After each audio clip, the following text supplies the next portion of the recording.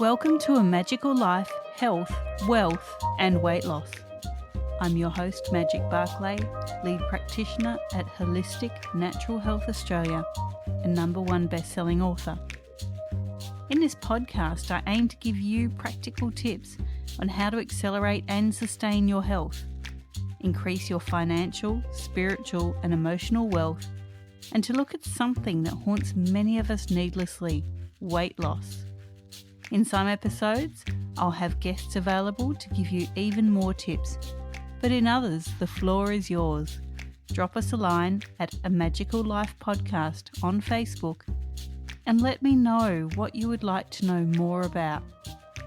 Now, sit back and enjoy, because it is time for you to create and truly discover a magical life. Welcome back to A Magical Life. I'm Magic Barclay, your host, and I'm joined today by Cammy Wang.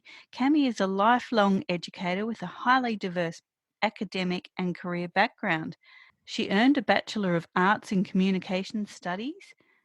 She has her Master's in Education and a Juris doctorate. I'll have to ask what that is. Sounds very interesting.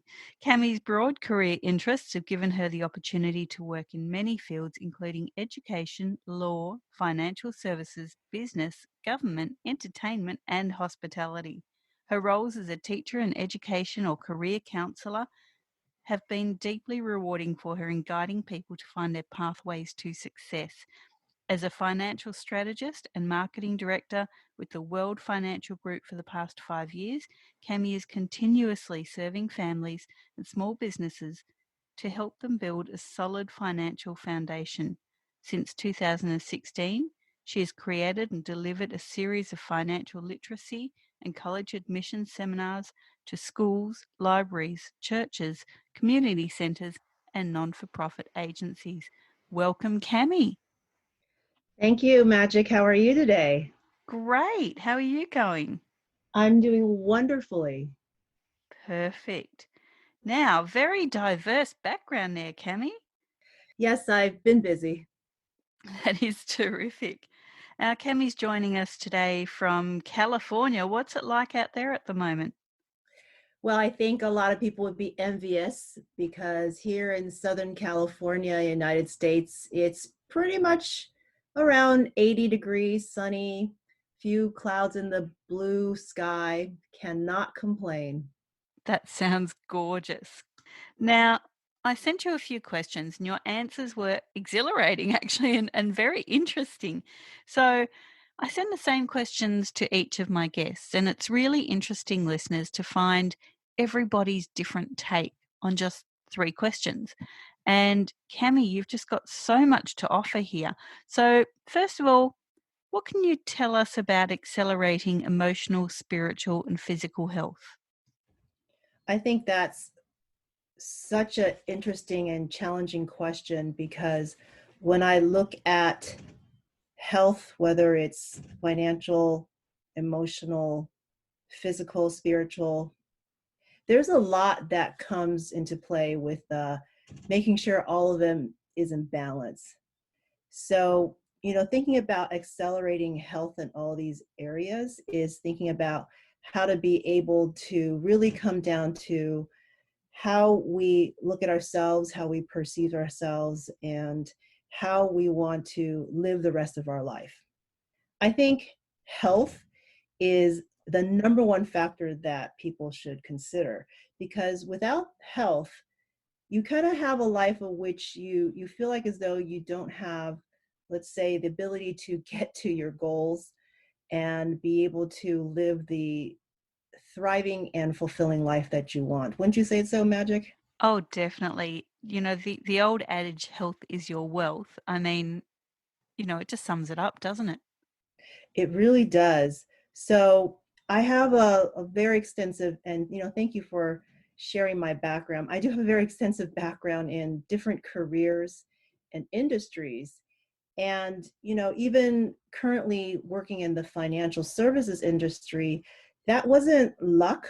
That was just because it was just a culmination of being in different places and different times and noticing that every career or industry I've been in, there was always something that led to maybe being really stressed out or being really ill.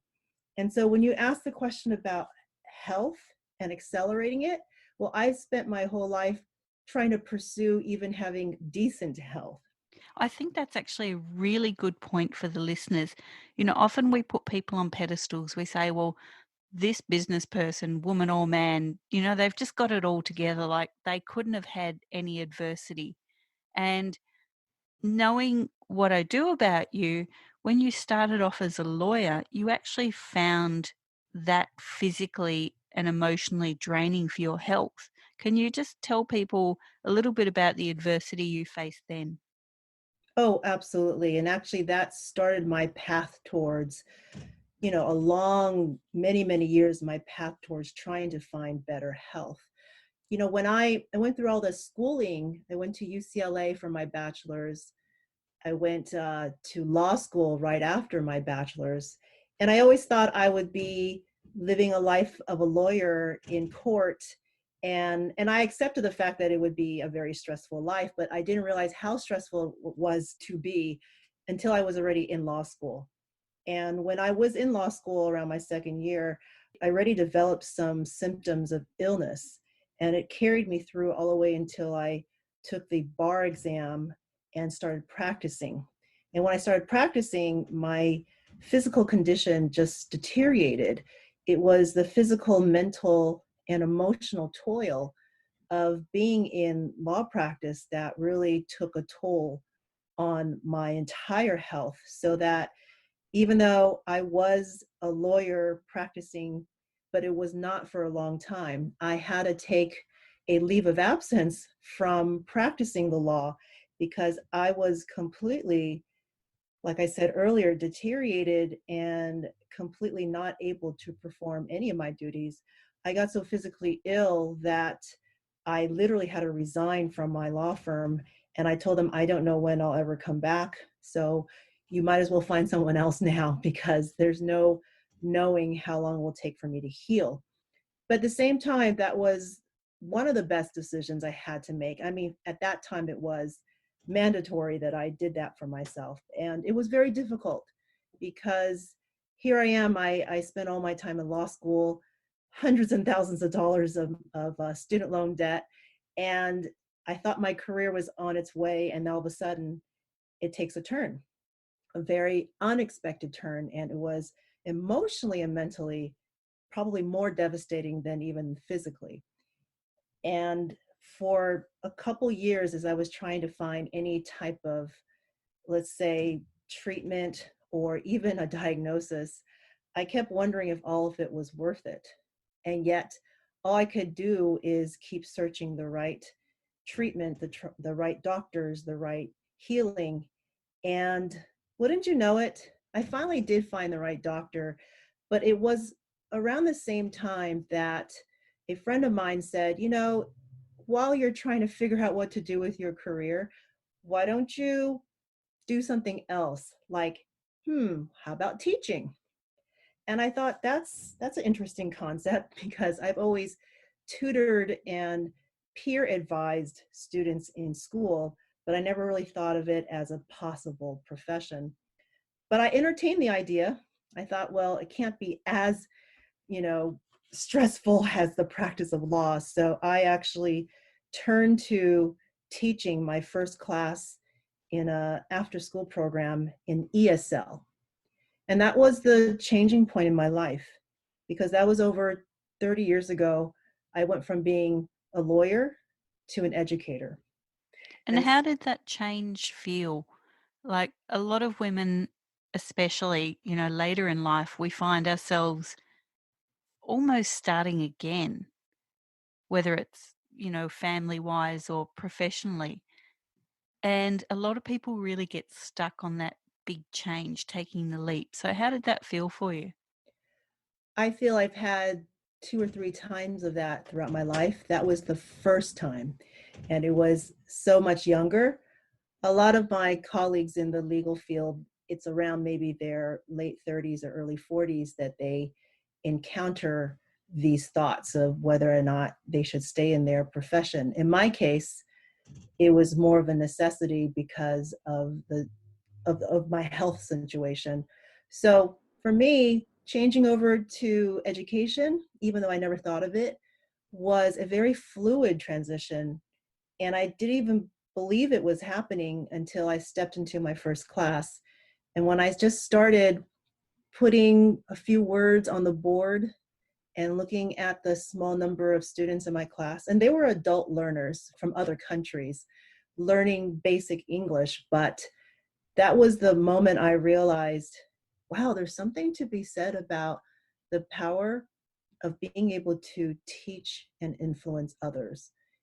And so I would say 30 years later now, I've been a teacher, a counselor, an administrator in schools, colleges, universities, and in between, I've also worked in the US Department of Education and the federal government.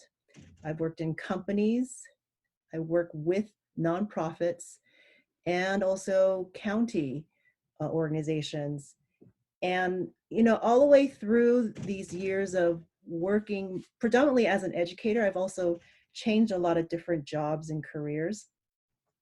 And it seems to me every time I was about to change a job marked another moment in time where I had another serious illness. It's funny that I mark my careers with what illness did I have at that moment that I had to change again. Um, but it made me realize that without health, and my whole life was in pursuit of finding, like I said earlier, how to heal and how to find the right treatments. It took me almost 30 years to finally get to this point. And I've been very blessed now, realizing that it was both finding the right type of, I call holistic or natural healing, and training my mind and my attitude. I hear a lot of people always wonder, what would be your favorite age to go back to? And a lot of people say they want to go back in their 20s. I, for one, would never want to go back into my 20s and 30s because I was suffering for decades with so many different illnesses and symptoms and so much stress and so much feelings of uncertainty and so much feelings of lack of self-worth. And today, almost half a century in age now, I feel like this is the best time of my life. I've never felt more fit all the way around, emotionally, mentally, and definitely physically. And I owe it a lot to natural healing and natural mindset transformation. That is so fantastic to hear. I think a lot of people will run to their doctor expecting an answer. But I've said it before in previous podcasts, the body wants to heal. You've just got to give it the right tools. And sometimes medical intervention isn't what the body needs at that time. So definitely healing holistically creates a better ecosystem for healing. I absolutely agree because I've had hundreds of doctors, medical visits, hospital visits, surgeries in my life because I was always running to find someone who could really treat me and not just give me what I call a band-aid. But I didn't really know where else to turn to. And I turned to traditional medicine and medications because that's all I knew, and made sure I had some kind of health insurance, which is very costly here in the United States. But it was only the last year or so, last 2 years, that after I found natural healers and changed my diet, and also at the same time shaped my mind in a different way, that's when everything aligns. It's like when you talk about, you know, a positive universe, that's what we have to strive to surround ourselves in a life where we have to find that balance, and you can't always turn to, I call, chemical or unnatural means of treating ourselves. We have to find ways to build within and also keep working at it. It's not something that just, here's a pill, it's going to happen overnight. It actually starts with constantly working at it and believing that it will get better each day. That part comes with the mindset and the attitude. Totally. And for anyone listening out there thinking, how do I do that? Quick plug here, Holistic Natural Health Australia. That's holistic with a W. The team there can definitely help you in the right direction. Back to Cammy, you got into a company called WFG. Can you tell us about that? Oh my gosh, absolutely. I love my company. WFG stands for World Financial Group. And 5 years ago, when I was again in another career transition, I had just come from a car accident. And it really did rattle my world because this car accident left me with some spinal injuries in my neck and my lower back. And I had just had a very short term work at Disney World. I was actually serving as a concierge. Talk about a whole change in career, too. I was a Wow. concierge. Yeah. You go from lawyer to educator, and now I'm a concierge in a hotel at one of the resorts in Orlando, Florida. But I was hit from behind from another car who didn't see me parked at a toll plaza, of all things. And that that day changed me again, because I realized that even though I've spent a whole life trying to do better, trying to get better, here I've just added another thing to my health. So I had to fly back in and move back to California to go through a lot of rehab and physical therapy. And of course, going to more doctors to get MRIs and exams. But the thing about that particular accident, it led me to actually my company. My friend who's been in the company for over 10 years, when she finally realized I had come back to California, she wanted to see how I was doing. And then she finally shared what she did, which was really astounding to me, because knowing her already for 2.5 years, she never shared. And the moment she did, I said, oh my gosh, I have been looking for a company like this almost my entire life. You see, our company, our mission is no families are left behind. We believe that there is a lack of financial literacy, not just around the world, but especially in the United States. With so much debt, so much trials and tribulations that people face in terms of how to manage money, what to do, very little people saving for retirement. I was always looking for someone somewhere who would give me some answers. And it all comes down to my own parents. You see, my parents were small business owners. They owned a construction company. And growing up in the business, I watched how much they worked 7 days a week, as many small business owners do. And I also realized, not really knowing that this also happens with other solo practitioners and small business owners, that everything you make in the business is just put back into the business. And that also means that you really don't have any means to save for yourself and your future. And for my parents, they also put aside money to help me and my brother's college education. So there was nothing really ever left for them. So I realized, before going to college, growing up in the business, I realized as the oldest daughter, I think I'm going to have to be their retirement plan. And I realized that if I don't ever in my life make enough for myself, for my retirement, I definitely wouldn't be able to make enough to also help them retire. So I spent years and years and years talking to people, looking things up, trying to find a company or a firm or someone who would guide me, because I certainly didn't see it in my schools. And I've been to a lot of universities for different degrees. Even in my law program, I didn't have anything that had to do with personal finance. And so all of a sudden here, my friend who I've known for, again, already over 2 years, and she finally shares with me what our company does. And I was really grateful and blown away. I said, my gosh, this changes everything.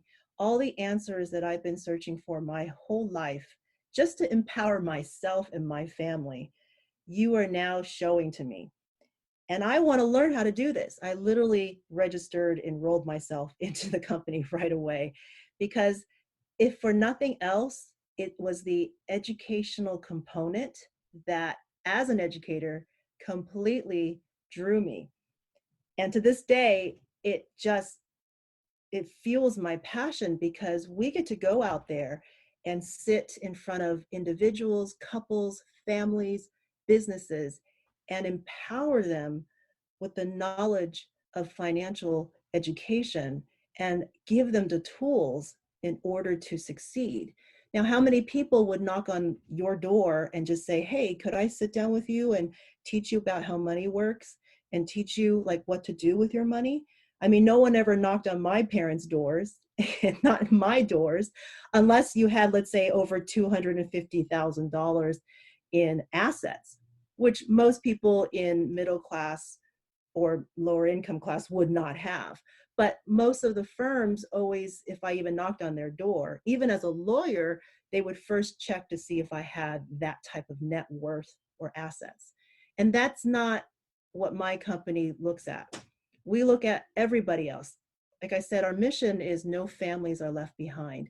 We don't care what background you come from, what race, culture, what socioeconomic status, what occupation, how much money you make, how much money you have. We don't care.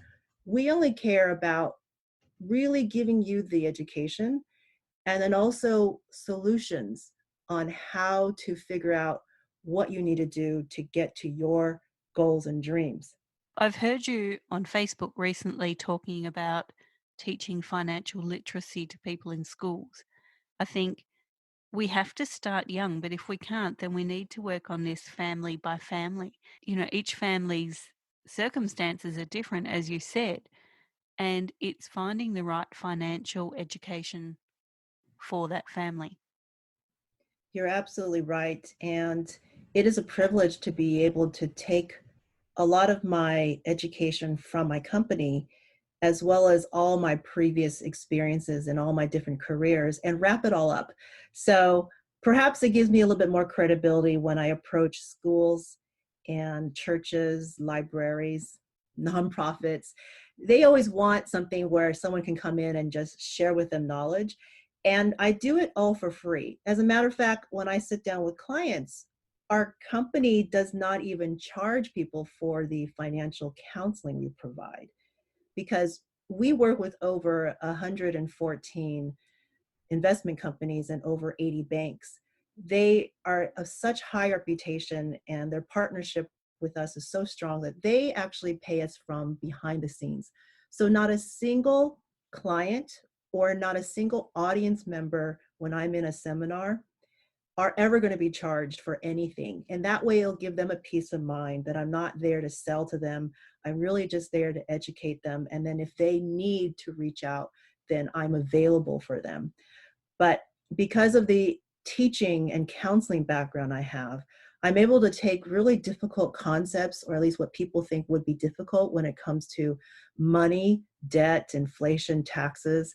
And then with my legal background, whether it's bankruptcies or trust and wills, estate planning, I can take all these concepts and make it very simple to understand to the public, because I don't want them to run away out of fear that have no idea what these terminologies are. I just want to explain to them that these concepts exist and they're totally applicable to their lives, and it's easy to understand.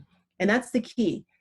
When we talk to anybody, and this is just in general in life, we want to be able to be more effective communicators. And what comes down to is listening to other people's needs.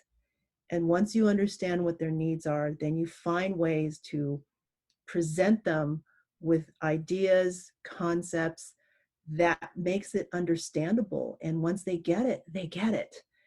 it's so often that people in my profession, in the law or finance or banking, even engineering, technology, they like to talk over people's heads. And that doesn't really serve a good purpose, because that only makes you look like you're better than others rather than really trying to help others. I believe in a servant leader idea. I believe that we are here to serve people and to the public. And that's how we empower one person, one community at a time. That's so great. Now, Cami, what are your top 3 tips to create wealth, be it personal, financial, or emotional? Actually, they're all wrapped up together, and probably based on all the stories I just shared about my life. I think financial wealth, personal wealth, emotional, every type of wealth is based on 3 areas, and they're all interrelated. The first one, and all of them actually, is about self development, which would lead to growth and eventually a transformation. The first tip I always give to people, and I said this early on, is developing the right mindset and a positive attitude. Without the two, when you encounter life's obstacles and challenges, things you can never predict, that's where you got to really have the willpower, the strong mindset, the positive attitude to be able to go up against it and overcome it. And that is so hard. And take it from me, 30 years of fighting my own body's health problems, all the different things. So many times I wanted to give up and go, let's just forget life. I don't want to deal with it anymore. I'm going to stay depressed and anxious forever. But that's not going to really propel me to go anywhere. So, number one, if I can keep strengthening my emotional intelligence, my stronger mindset, and keep having a belief, a stronger conviction that each day gives me the grace and the power to start all over again and be able to repaint the canvas of life, well, that is my first tip, no matter what. That's The, sec- beautiful. Now, what's the second tip? the second tip is, well, as we believe in that, we also cannot give up on that notion.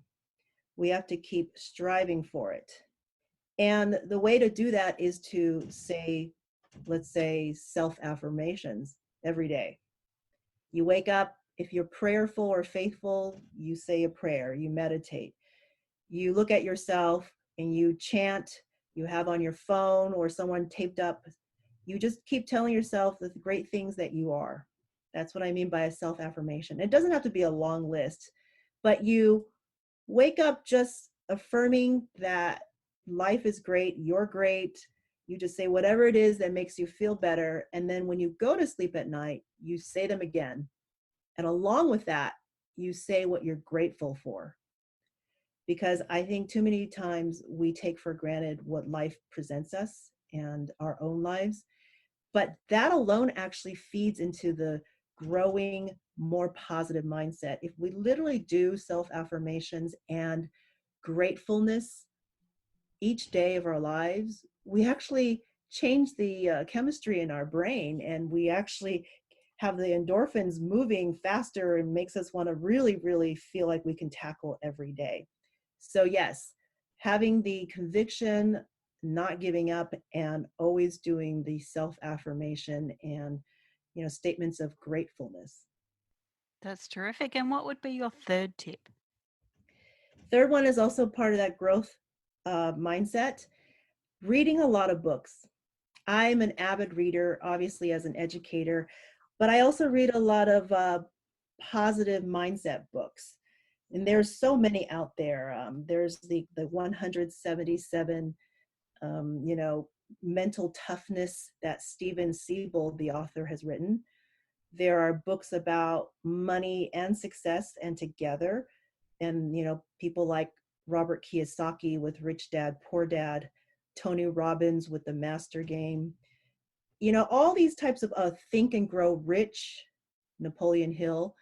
So, and Magic of Thinking Big, David Schwartz. I mean, I could go on and on. I always feel like the more we read, the more we feed our mind with whatever it is that you're reading. If you read negative and sad things, that'll just keep feeding your mind to remain sad and pessimistic. I read books that show you how to be more successful, show you how to be more positive, show you how to treat better other people as well. So reading books all the time to, like I say, feed the mind and feed the soul. Associating with other people who actually do better than you. Now, that's something very interesting that I learned with my own company. We say that a lot, and then I think most people would shy away from that notion of, what do you mean people who are doing better than you? Because most of us associate with people who do the same or less than we do. When we associate with people who do worse than we do less than we do, we feel like we're the king of everybody, the queen of everybody. But that doesn't actually help us to grow. Really, to grow, you have to be out of a comfort zone. I always say, to grow, you literally have to get out of your security, your comfort zone, and surround yourself with people who are doing better, whether they are financially, spiritually, mentally, socially, whatever they're doing that's better. Let them be your role models. Let them be your guides. Let them be the goal that you want to set for yourself. And it goes to show that, part of this tip is also seeking out good mentors and coaches. Even though I've been coaching for years in education and career and financial, I still have mentors and coaches myself. I will never stop learning and growing and looking at other people as examples that I can also strive for. I would be one of the first people who would say, I would rather humble myself all day long in order to be a better person. And so when we're reading books, associating with people who are doing better than we are, and seeking out really great, strong, positive mentors and coaches, then we again are leading ourselves to be reaching a potential that is almost unlimited. We just have to recognize and start doing that. That is so great. Cammy, this has been such an interesting conversation. You've taught us so much here. I'm actually humbled and blessed to have you on, so thank you. Now, Cammy, we can find you at www.wfgconnects.com/Cammy Wang. You're also on LinkedIn, but now you've got a freebie for the listeners. Can you tell us a bit about that one? Yes, actually two. Even though I know I'm in the United States, I'm still very easily reachable by LinkedIn, by my website that Magic just read out. I offered two freebies, one of which is my company, in terms of, like, if anyone needs any help with their own personal finances, as well as even for their business, I offer a 45-minute free strategy consultation just to get you started. And I talk to people around the world, thanks to Zoom. you Isn't it know, great? I keep thinking, how would I have been able to work these last 3 months without Zoom? So, but yes, I absolutely welcome anyone to reach me, whether by email, my website, my LinkedIn, Facebook even. But, I could sit down and talk with you about what kind of concerns you have with your own household, personal finances, and how you want to be better at it, and what kind of goals you want to reach. And the same thing for businesses. Just because you run a business, and it could be your own, it doesn't mean that you don't have challenges as well. And so I also work with solo practitioners, small and medium business owners. And then another part of the freebie is I have a free PDF that my company puts out. They are 6 financial strategies that everyone should really take a look at when they're either talking about their own finances or their companies. And this little small guidebook in PDF form, it's called Money Matters. And it's really cute. It just has, you know, the 6 areas that people should really think about when it comes to building a stronger and more solid business or personal financial foundation. And it will get people to think about whether or not they have in their own lives. And that you can also just reach to me either by email or through LinkedIn. I'll be happy to send that PDF to you as well. So Cammy's email is cammywang.wfg@gmail.com. So that's CAMMYWANG.WFG@gmail.com. Thank you so much, Cammy. This has been a great chat with you. And just letting people know, jump onto this now. Don't wait for something to go wrong. We are in a very new situation with the world economy, and things are going to be changing. I would suggest that you have a chat with Cammy sooner rather than later and just prepare yourself for what could be coming. Wouldn't you agree? Oh, absolutely. We always say, do it now. We have a saying in our company, procrastination is the most expensive nation. So, Oh, I love that one. That's great. yes, don't wait. Like I said, we don't charge. And the fact I want to give you all my time, attention to just start you off and start the road to whether it's recovery or new self-discovery, just feel free to reach out. And with Magic, first of all, thank you so much for this opportunity to share my experience and what I do. I think you're doing incredible work in reaching out to the world with what you do to heal them one day at a time.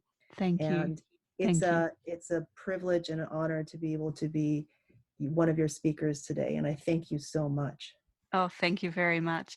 Now, thanks everyone. That was episode 9 of A Magical Life.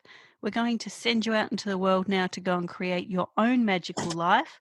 But we have episode 10 coming up soon with the lovely Sophie Woodcock, a very good friend of mine, and I'm blessed to be one of her mentors. And we've actually titled episode 10, It's Only Cancer.